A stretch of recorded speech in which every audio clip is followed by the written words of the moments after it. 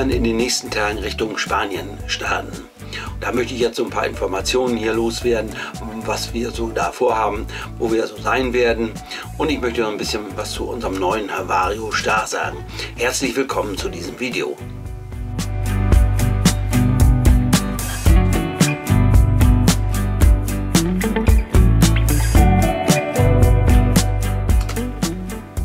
Wir haben geplant, dass wir bis April nächsten Jahres, also 2024, in Spanien bleiben wollen.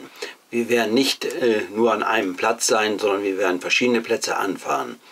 Wir werden kein Auto mitnehmen, was wir ursprünglich geplant haben, dass wir wieder mit Anhänger und Auto fahren, dahinterher hängen. Aber das werden wir nicht machen. Es gibt folgenden Grund dazu. Wir wollen uns gerne ein paar neue Plätze angucken. Manchmal ist es einfach so, dass die Plätze nicht so groß sind, dass man dort das Fahrzeug nicht abstellen kann. Und dann ist es einfacher, ohne Anhänger zu fahren. Hinzu kommt, dass man, wenn man ein Auto haben möchte, sich dort auch eins leihen kann oder mieten kann. Jetzt noch was zur Route. Wir fahren die Route ganz normal, Autobahn und dann über Lyon Richtung Südfrankreich und dann weiter nach Spanien. So haben wir es schon häufig gemacht. Jetzt werden viele sagen, warum fährst du nicht Nebenstrecke, hast ja Zeit. Haben wir auch schon häufig gemacht. Wir fahren mehr als 30 Jahre nach Spanien und sind ganz unterschiedliche Routen gefahren, haben also vieles probiert. Jetzt wollen wir nach Möglichkeit einigermaßen schnell Richtung Spanien in die Wärme. Jetzt in dieser Jahreszeit ist es nicht mehr so interessant für uns, sich dort irgendwo in Frankreich oder so lange aufzuhalten. Wir reservieren normalerweise nicht, keine Plätze.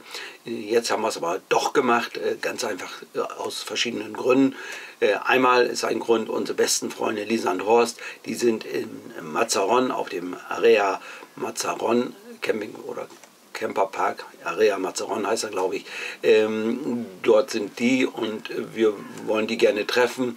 Und dort ist es immer schwierig, ohne Anmeldung, ohne Reservierung einen Platz zu bekommen. So haben wir uns entschieden, dort zu reservieren. Wir werden dort von etwa Anfang Mitte Dezember bis Anfang Januar sein. Das heißt, wir werden dort auch Weihnachten und Silvester verbringen.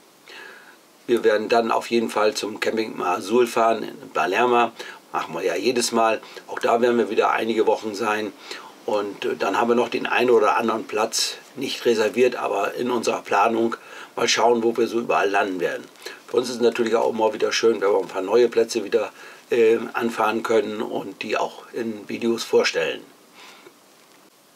Was wir uns für unser neues Mobil noch angeschafft haben, ist ein Navigationsgerät, und zwar von Garmin, das Camper 890.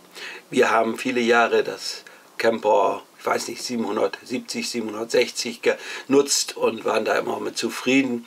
Und somit haben wir uns entschieden, auch bei Garmin zu bleiben und haben uns dieses Navigationsgerät jetzt angeschafft. Müssen uns da noch ein bisschen mit vertraut machen. Warum haben wir uns eins angeschafft? Wir haben ja ein Navigationsgerät hier im neuen Fahrzeug, fest verbaut von MAN. Das funktioniert auch. Aber natürlich habe ich dort nicht die Dinge drin, wie jetzt zum Beispiel beim Camper-Navi. Da habe ich die Camping- und Stellplätze schon drin. Das heißt, ich muss nicht irgendwelche Koordinaten eingeben. Ich kann einfach auf den Platz gehen und sagen, da möchte ich hin.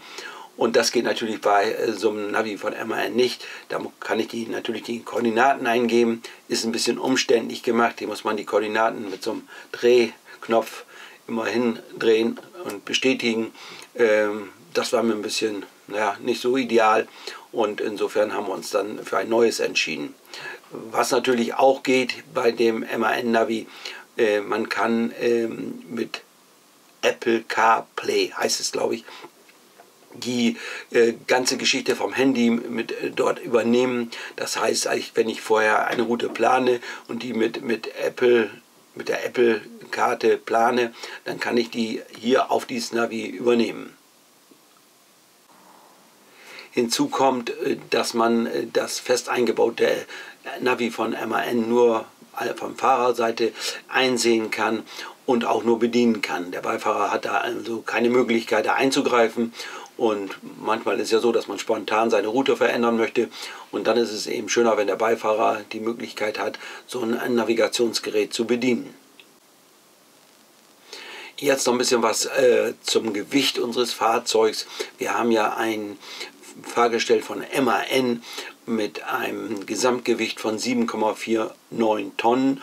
Das Fahrzeug ist abgelastet. Das Fahrzeug hat an sich ein Gesamtgewicht von 8,8 Tonnen. Aber da ich keinen Führerschein für LKW habe, darf ich nur bis 7,49 Tonnen fahren, so ein Fahrzeug. Jetzt kam ja die Diskussion auf Überladung, da wir nur in Anführungsstrichen 750 Kilo Zuladung haben. Dabei ist aber schon Wasser, Diesel und so weiter alles drin, eine Person schon drin. Jetzt habe ich aber festgestellt, wenn ich jetzt Wassertank mit 300 Liter voll habe, alles eingeladen habe, dass ich ja, rundweg mit 150 Kilo überladen bin. Das kann ich aber ganz schnell ändern, indem ich jetzt die Hälfte des Frischwassers ablasse oder gar nicht so viel auffülle. Das heißt, ich lade 150 Liter Wasser, komme ich also auch gut mit 2-3 Tage hin und dann fahre ich ohnehin ja immer an Stellplätze und kann wieder Frischwasser tanken, also nicht das Problem. Nur das mal so erwähnt nochmal, damit kein Missverständnis aufkommt. Wir werden jetzt total überladen. Wir haben also alles drin, waren auf der Waage, auch Wasser und so weiter und haben dann eben festgestellt, dass wir etwas zu schwer sind. Wasser ein bisschen ablassen, passt wieder alles. Hinzu kommt, muss man ganz sagen, bei so einem Fahrzeug, wenn wir jetzt mit 100 Kilo überladen werden, dann werden das 3% oder sowas, werden wir dann überladen. Wäre vielleicht auch nicht das große Ding. Man muss ja immer daran denken, dieses Fahrzeug ist ja eigentlich zugelassen für 8,8 Tonnen. Das heißt also, technisch ist das Fahrzeug in keinster Weise überladen und von daher sehe ich da auch keine großen Probleme. Wie gesagt, aber ich bin da im grünen Bereich, passe genau auf, dass ich mit dem Gewicht hinkomme. Und wenn ich dann irgendwo stehe, dann spielt es ja keine Rolle. Dann kann ich auch 300 Liter Frischwasser einfüllen, wenn ich nicht fahre und auf einem Campingplatz stehe. Wir haben jetzt mit unserem neuen Vario 4000 Kilometer, hat er auf dem Tacho. Davon sind wir 3000 gefahren. 1000 waren vorher schon drauf, ist ja ein sogenanntes Vorführfahrzeug. Und so ein Fahrzeug muss zwischen 4.000 und 5.000 Kilometer zum Wartungsdienst. Das ist keine große Geschichte, da wird nur eine Durchsicht gemacht. War ich jetzt hin, ist auch alles in Ordnung. Man liest einmal die Daten vom Fahrzeug aus und guckt einmal unten drunter. Und dabei wurde festgestellt, dass alles top in Ordnung ist und somit können wir mit ruhigem Gewissen starten. Wer unsere Reise verfolgen möchte, kein Problem. Wir sind bei Polarsteps. Dort kann man sehen, wo wir aktuell immer sind und welche Route wir gefahren sind. Andererseits haben wir auch noch die Gruppe Haku Video bei Facebook. Auch dort poste ich immer, wo wir gerade aktuell sind und gebe dort Informationen. Nur wer Interesse daran hat, sowas zu sehen oder uns zu folgen oder uns zu treffen, hat dort die Möglichkeit, sich zu informieren. Natürlich werde ich wieder über unsere Reise in Videos berichten, über die Stellplätze, werde wieder einiges zeigen, das was wir erlebt haben, was sich so ergibt. Wenn ihr Fragen habt oder wenn ihr Anregungen habt, schreibt mir das einfach, schreibt es in den Kommentaren oder schreibt mir eine E-Mail. Ich werde versuchen, das in diese Videos dann einzubauen und ich bin natürlich nicht allwissend, aber vielleicht gibt es doch die eine oder andere Möglichkeit, dann Fragen zu beantworten. Das war es im Großen und Ganzen. Wir werden jetzt den Rest unserer Sachen noch einräumen hier und dann werden wir in den nächsten Tagen starten. Ich sage mal wieder Dankeschön fürs Zuschauen und bye bye, bis zum nächsten Mal.